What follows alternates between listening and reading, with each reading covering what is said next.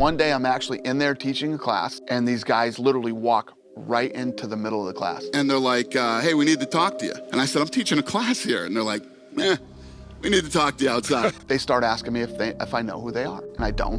When he walked down the street, the sidewalk shook. We're talking about the notorious mobster, James Whitey Bulger. He was the inspiration for Jack Nicholson's character in the movie The Departed. Heavy lies the crown,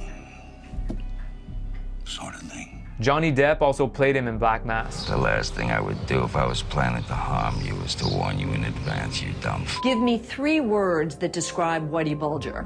Stone cold killer. That's Southie, where he did most of his crime. He murdered people there, he buried people there, and he went to sleep there. Whitey Bulger had a guy who worked under him, and his name was Kevin Weeks. Yeah, they wanted $2,500 from me. 21 years old, you might as well ask me for $25,000. Right. I didn't have $2,500. What do you do? I ignored him. I didn't do anything. You know, I tried to avoid him for a while, and you can only avoid that shit for so long. And months went by, and one day I got a call at my apartment. The guy's like, you got till tomorrow at 1 to pay us. And I said, well, what? Well, you're gonna find out what. I said, okay.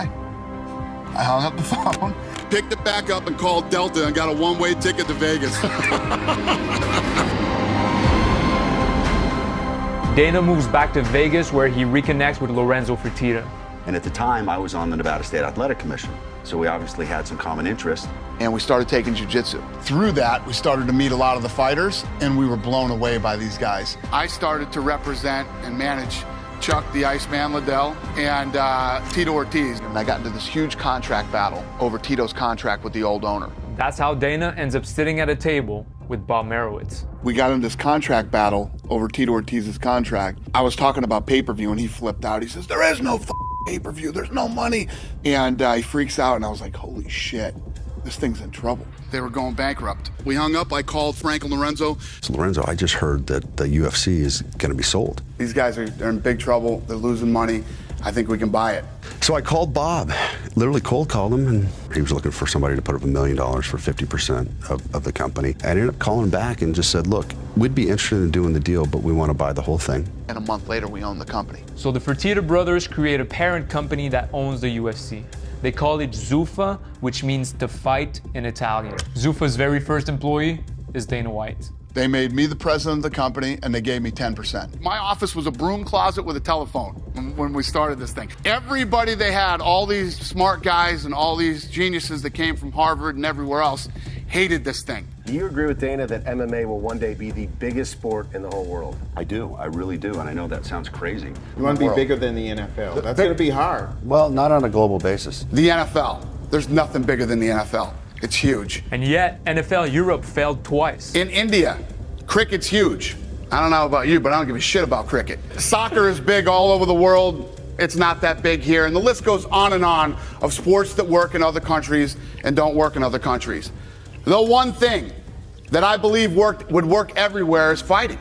I don't care what color you are, what country you come from, or what language you speak. Fighting is in our DNA. We get it and we like it. We're human beings. The challenges that Dana had to take on to pull the UFC out of its misery would be seen by many as impossible. People think I swear a lot now. You should have heard me the first 3 years of this company. First of all, when they bought the UFC, all they got for $2 million was pretty much just a logo. You bought the name and a old wooden octagon for $2 million. Yeah, and I think we had like 11 guys under contract. He had sold everything off.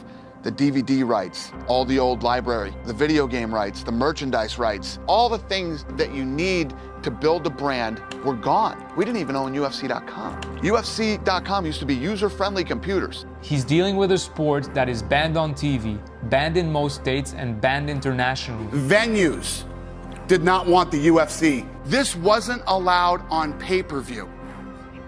Porn is on pay-per-view. Our goal was to buy it and get it on free television. People thought that that was insane. UFC stars like Ken Shamrock or Mark Coleman are gone, either to wrestling or to Japan, where the UFC's biggest competitor, Pride FC, is killing it. The only two companies in this world that matter are the UFC and Pride. In 2001, Pride was already filling up stadiums in Japan, a country culturally much more accepting of mixed martial arts. They have the best fighters in the world, including the American ones. And make no mistake about it, the UFC is coming here to kick your ass. Hey guys, if you like this video, don't forget to subscribe to the channel. I don't know if Pat really said that, But if he did,